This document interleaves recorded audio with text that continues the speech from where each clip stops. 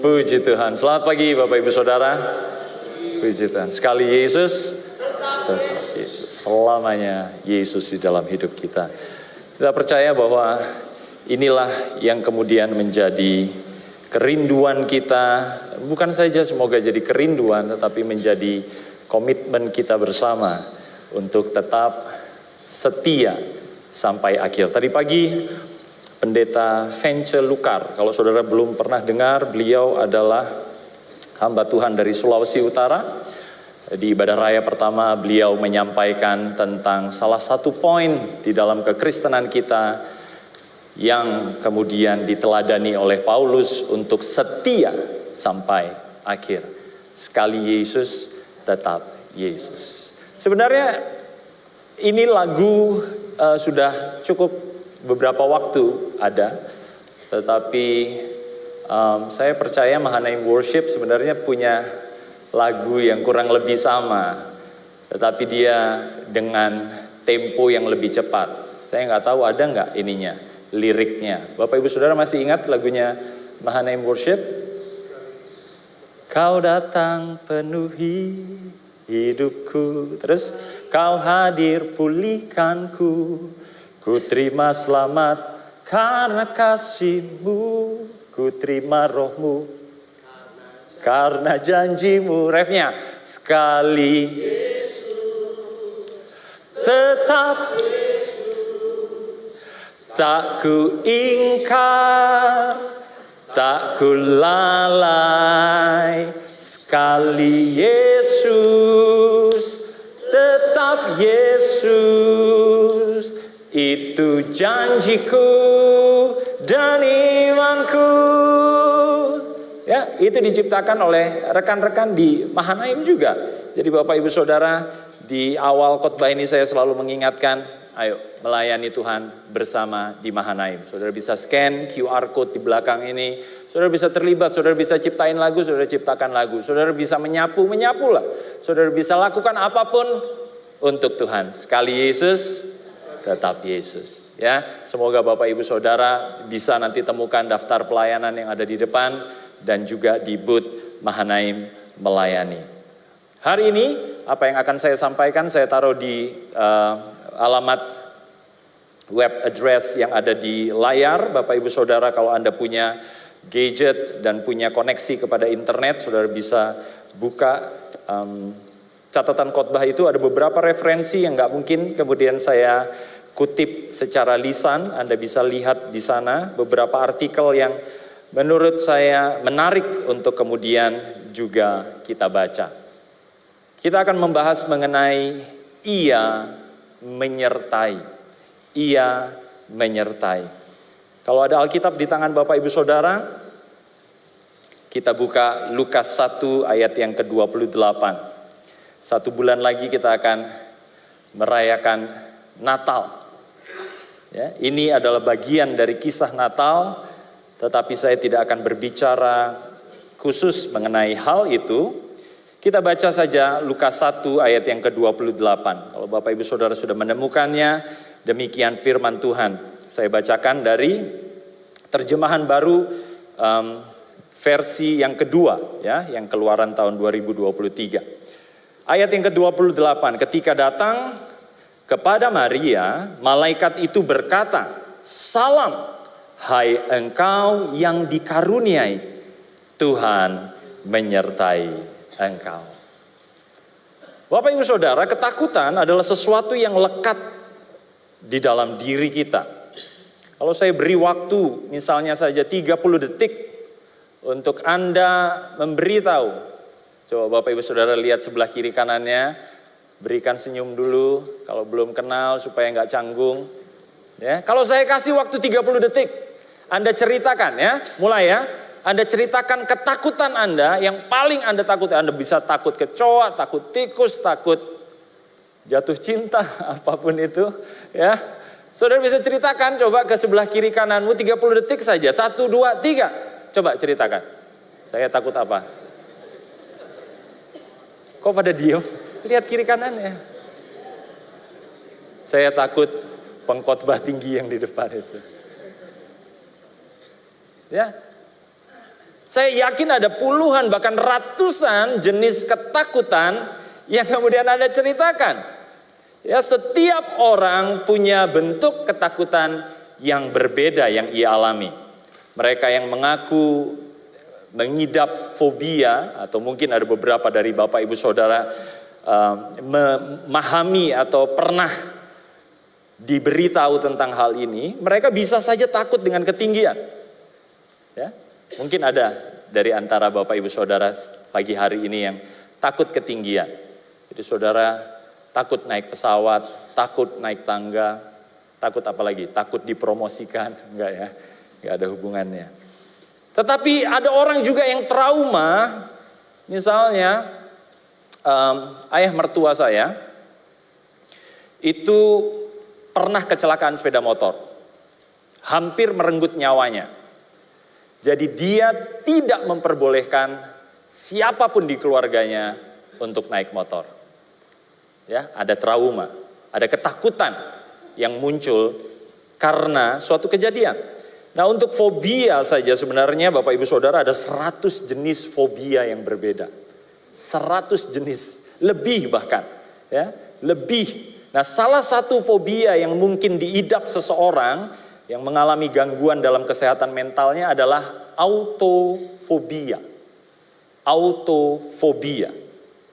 Ya, nanti saudara bisa lihat di alamat web yang tadi saya tunjukkan untuk referensi-referensinya. Autofobia ini adalah ketakutan sendirian ketika seseorang merasa sendirian. Nah, seringkali autofobia ini dekat dengan ada jenis fobia yang lain, yaitu monofobia atau eremfobia. Saya nggak akan jelaskan tentu saja di mimbar ini tentang hal itu, tetapi Bapak Ibu Saudara bisa memahami maksud saya bahwa takut sendirian itu bisa menjadi sesuatu yang sungguh menghantui diri manusia. Di dalam psikologi kami belajar ketika orang tua anak-anaknya sudah beranjak dewasa dan kemudian mulai keluar dari rumah, ada namanya sindrom empty nest, sarang yang kosong. Saya nggak tahu ada nggak orang tua di sini yang anaknya sudah dewasa, sudah mulai ngerasa kosong, semua meninggalkan, merasa sendirian. Jadi ada hal-hal yang kemudian ini bisa menghantui kita, dan mungkin Bapak Ibu Saudara dalam derajat tertentu Anda punya ketakutan untuk sendiri. Entah ke kamar mandi sendiri, entah takut kemana-mana sendiri dan lain sebagainya. Saya pernah membahas beberapa minggu lalu dengan judul I am not alone. Ya, Bapak Ibu Saudara bisa temukan di media online GPDI Mahanaim Tegal. Nah, menariknya manusia juga adalah makhluk yang unik. Ini uniknya manusia. Mereka suka menantang dirinya dengan rasa takut ini. Ya, khususnya takut sendirian. Kalau saudara pernah dengar ada di luar negeri, saya rasa pernah ditayangkan juga di Indonesia, Fear Factor. Ya, ini adalah salah satu tayangan reality show. Ada juga dari Nat Geo. Mereka bikin seri namanya Alone. Ya. Atau kalau yang produk lokal, Uji Nyali. Dunia lain, pernah lihat ya? Jangan lihat ke samping kiri kanannya, itu bukan dunia lain ya. Ya, uji nyali, mereka dibiarkan sendirian. Tetapi Bapak Ibu Saudara, saya rasa ada perbedaan yang sangat jauh antara sendirian di acara reality show dengan kemudian benar-benar sendirian di dunia nyata atau merasakan sendirian di dunia nyata. Kalau di reality show saudara tinggal lambaikan tangan, nyerah. Ya, saudara bisa bilang, oke, aku nyerah. Kemudian ada orang yang akan datang kepada saudara, menjemput saudara, bilang, oke, kamu keluar dari acara ini. Tetapi di dunia nyata ketika saudara mengalami kesendirian, Anda gak bisa bilang, saya nyerah. Siapa yang mau datengin saudara? Helikopter dari mana? Nah, inilah yang kemudian perlu kita mengerti bahwa ada satu pribadi yang selalu menyertai. Kalau kita kembali ke ayat yang pertama kali tadi kita baca di Lukas 1 ayat yang ke-28, Bapak Ibu Saudara bisa memperhatikan ada kejadian, ya. Konteksnya adalah kejadian ketika Maria dikunjungi oleh salah seorang malaikat Tuhan. Ya. Kita tahu dia dikunjungi oleh salah satu maha malaikat yang disebut Gabriel, ya, the messenger, dia yang membawa pesan. Gabriel berkata, "Salam hai engkau yang dikaruniai, Tuhan menyertai engkau." Kalau kita membaca di dalam tulisan, mungkin kita tidak bisa menyelami bagaimana kondisinya saat itu. Tetapi kalau kita berusaha sedikit menempatkan diri kita sebagai Maria, ada satu ketakutan yang besar. Ini bukan sekedar polisi yang mendatangi saudara. Kemarin saya jemput istri saya ke Jakarta. Saya sudah pakai Google Maps, saya yakin ini tidak kena ganjil genap. Ya, kalau di Jakarta, ya, bersyukur saudara ada di Tegal kan, kita nggak ada ganjil genap. Ya kan, saudara, aduh, kalau ada ganjil genap di Tegal tuh ribet banget. Padahal kemana-mana cuma 15 menit gitu kan. Kalau di Jakarta, wah, saya turun di exit Kampung Melayu, terus kemudian dilambai-lambaikan sama polisi. Wah, saya bilang, untung ya, untung kita sekarang punya gadget. Saya bilang ke Pak polisinya, "Pak, tilang aja elektronik." Dia langsung, wah, nggak dapet nih. Saya langsung buka internet, oh bisa nih Pak, tilang elektronik. Dia bilang, ya udah jangan diulangi aja ya Pak. Oke Pak. Ya, jadi Bapak Ibu Saudara jangan langsung tiba-tiba nyelipin duit. Ya. Sekarang saudara sudah punya teknologi untuk kemudian menyelamatkan diri saudara. Jangan panik aja pokoknya.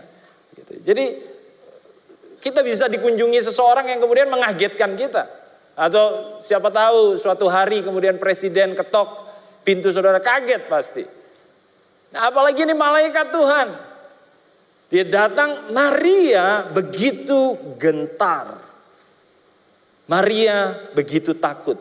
Kalau Bapak Ibu Saudara lihat di ayat 29 dan di ayat 30, ya kita bisa lihat ya respons Maria di ayat 29 dan perkataan dari malaikat itu di ayat 30 menggambarkan secara implisit bahwa ada ketakutan yang melingkupi Maria saat itu. Karena itu malaikat itu berkata, jangan takut. Maria di ayat 29 dia begitu gentar, dia terkejut dalam bahasa Indonesia. Dalam bahasa Inggris disebut troubled. Atau bahkan ada versi lain yang berkata very troubled. Sangat terganggu, sangat takut, sangat tergentarkan. Jadi ini yang terjadi saat itu. Nah perkataan dari malaikat ini saya percaya adalah pesan yang juga Allah perdengarkan sebenarnya. Bukan saja kepada Maria tetapi kepada gereja Tuhan. Siapa gereja Tuhan? Saya. Siapa gereja Tuhan? Bapak Ibu Saudara. Kita adalah gereja Tuhan.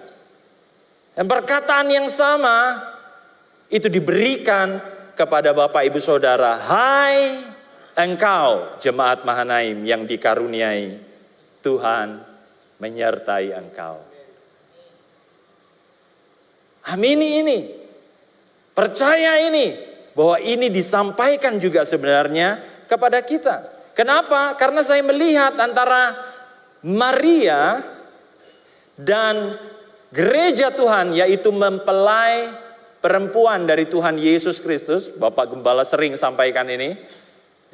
Jadi gereja Tuhan yang sempurna itu juga disebut mempelai perempuan atau mempelai wanita dari Yesus Kristus. Nah ada beberapa kesamaan antara Maria dengan gereja Tuhan yang sempurna. Yang pertama Maria adalah perawan yang belum kawin. Demikian juga gereja yang sempurna. Paulus berkata, aku mempertunangkan engkau. Artinya aku gak mau engkau dikawini sama yang lain. Aku ingin engkau kawin dengan Kristus. Maksudnya gereja yang sempurna itu murni dan tidak tercemar. Bapak Ibu Saudara bisa lihat di dalam Lukas 1 ayat 27. Di situ Maria disebut sebagai perawan. Ya. Nama perawan itu Maria. Dia belum tercemar. Dia kudus, dia murni. Dan gereja yang sempurna harusnya juga punya gambaran yang seperti ini. Di dalam Wahyu 14 ayat yang keempat itu adalah gambaran gereja yang sempurna. Sering sekali dikutip oleh Bapak Gembala mengenai hal ini. Wahyu 14 ayat yang keempat. Disebutkan di situ tentang kesempurnaan bagian dari gereja Tuhan. Ayat yang keempat. Mereka adalah orang-orang yang tidak mencemarkan dirinya dengan perempuan-perempuan karena mereka murni sama seperti perawan. Jadi saudara coba lihat, Bapak Ibu Saudara coba bandingkan antara Maria dan gereja Tuhan, mempelai perempuan Kristus Yesus. Nah, kalau Bapak Ibu Saudara ingat, jemaat ingat di minggu pertama, kalau saya tidak salah, Gembala juga sampaikan Wahyu 3 ayat 4 mengenai beberapa jemaat di Sardis yang kemudian tidak mencemarkan dirinya. Mereka menjaga kemurnian mereka. Kemudian kesamaan yang kedua antara Maria dengan gereja Tuhan adalah Roh Kudus turun atas Maria. Ya, kita lihat ada kuasa ilahi yang bekerja di Lukas 1 ayat yang ke-35. Lukas 1 ayat yang ke-35. Jawab malaikat itu kepadanya, Roh Kudus akan turun atasmu dan kuasa Allah yang maha tinggi akan menaungi engkau. Jadi Maria mengalami hal yang nanti juga akan dialami oleh gereja Tuhan. Kita kalau melihat di dalam Kisah Para Rasul 1 ayat 8, ayat yang sangat terkenal khususnya bagi kita di kalangan Pantekosta, ketika roh itu nanti akan diturunkan, dijanjikan oleh Yesus sendiri, itu akan turun ke atas gereja Tuhan. Anda percaya ini akan terjadi Bapak Ibu Saudara? Dan ini sedang terjadi, kemarin yang lalu sudah terjadi, sekarang kita minta itu terus terjadi, dan besok bahkan sampai Tuhan Yesus datang kali yang kedua. Tidak ada waktu untuk kemudian kita berkata, cukup, saya sudah punya Roh Kudus yang cukup.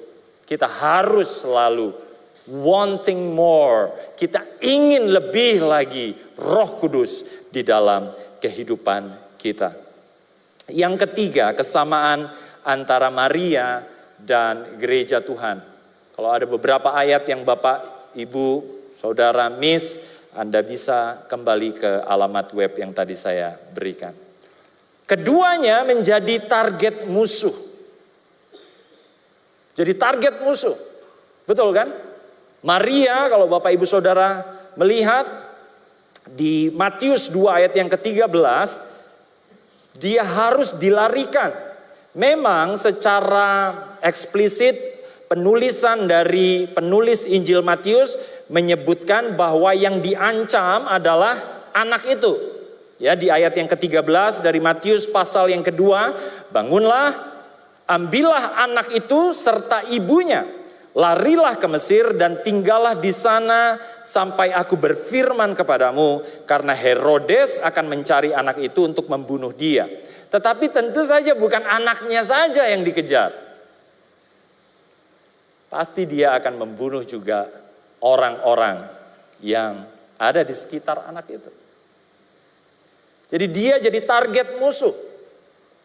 Bagaimana dengan gereja Tuhan? Bagaimana dengan gereja yang sempurna, mempelai perempuan Kristus Yesus? Apa yang terjadi? Mereka juga akan dikejar.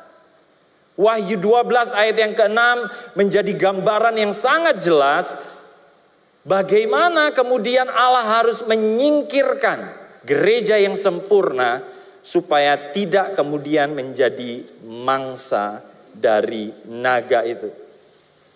Perempuan itu dilarikan ke padang gurun. Kita, gereja Tuhan, yang digambarkan sebagai perempuan, ini akan dilarikan dan akan dipelihara selama 3,5 tahun. Anda tentu sudah paham mengenai hal ini. Jadi sebelum masa antikris akan ada penyingkiran. Jangan kebalik, jangan dibingungkan juga dengan orang-orang yang, oh ini tanda Tuhan sudah mau datang. Tuhan gak mungkin datang kalau belum ada masa antikris. Jadi hati-hati dengan bagaimana saudara memahami tanda-tanda di akhir zaman ini. Kembali kepada Alkitab. Kalau saudara bingung, ada staf yang siap menjelaskan mengenai hal itu kepada Bapak Ibu Saudara. Jadi mereka antara Maria dan gereja Tuhan sama-sama menjadi target musuh. Kemudian kita masuk kepada hal yang berikutnya. Karena itu, kalau Tuhan sudah menyertai Maria, kalau Allah menyertai Maria, percayalah Bapak Ibu Saudara, Allah juga akan menyertai gerejanya. Gerejanya tidak akan pernah ditinggalkan. Gerejanya akan terus disertai sampai akhir zaman. Jangan pernah merasa sendirian. Bapak Ibu Saudara, Anda tidak pernah sendiri selama Anda ada di dalam Kristus. Seringkali apa yang terjadi adalah orang memisahkan diri, keluar dari kawanan, keluar dari pertemuan-pertemuan ibadah, dan kemudian mereka menjadi sasaran yang empuk bagi musuh. Bapak Ibu Saudara, jangan lakukan itu. Setialah bertumbuh di mana Tuhan tempatkan Bapak Ibu Saudara. Di Lukas 1 ayat 28, Bapak Ibu Saudara kalau ingat, disebutkan juga kepada Maria mengenai yang dikaruniai. Yang dikaruniai. Apa ini yang dikaruniai? Frasa ini dalam bahasa aslinya hanya digunakan sekali lagi, itu di surat Efesus. Mari kita buka. Efesus 1 ayat yang ke-6. Efesus pasal yang pertama ayat yang ke-6. Dikatakan demikian, Bapak Ibu Saudara, supaya terpujilah anugerahnya yang mulia yang dikaruniakannya kepada kita di dalam Dia yang dikasihinya. Jadi kita gereja Tuhan ini, kita orang percaya ini adalah orang-orang yang dikaruniai oleh Allah. You are the blessed and favored one. Anda adalah orang yang diberkati dan dikaruniai oleh Allah. Jadi setiap kali sadarlah bahwa ini adalah sesuatu hal yang menjadi bagian kita. Kalau Bapak Ibu Saudara lihat konteks dari Efesus 1 ayat yang ke-6, di ayat-ayat sebelumnya, di ayat-ayat sesudahnya, yang dikaruniakannya ini adalah penerimaan Allah kepada setiap orang percaya sebagai anak-anaknya. Kita diadopsi, kita diterima sebagai anak-anaknya. Bapak Ibu Saudara bisa baca itu di ayat yang kelima dari Efesus pasal yang pertama. Ia menyertai, ia memberi karunia kepada Anda semua. Kepada Bapak Ibu Saudara dari depan sampai belakang. Kalau kembali kepada masalah sendiri, kalau kita kembali kepada persoalan yang kemudian menghantui manusia ini, kita mengerti bagi seorang anak sendirian adalah pengalaman yang sangat menakutkan. Betul ya? Bapak Ibu Saudara yang sudah jadi orang tua, Anda yang punya anak-anak kecil, mereka ketika bangun dan mendapati dirinya sendirian, mereka pasti menangis. Kemarin saya konsultasi juga dengan dokter. Dan dokter bilang, iyalah kalau dia tiba-tiba sadar dia sendirian, pasti dia menangis. Karena itu bapaknya, ibunya harus selalu menepuk anak ini ketika dia mulai gelisah. Supaya dia tahu bahwa dia disertai.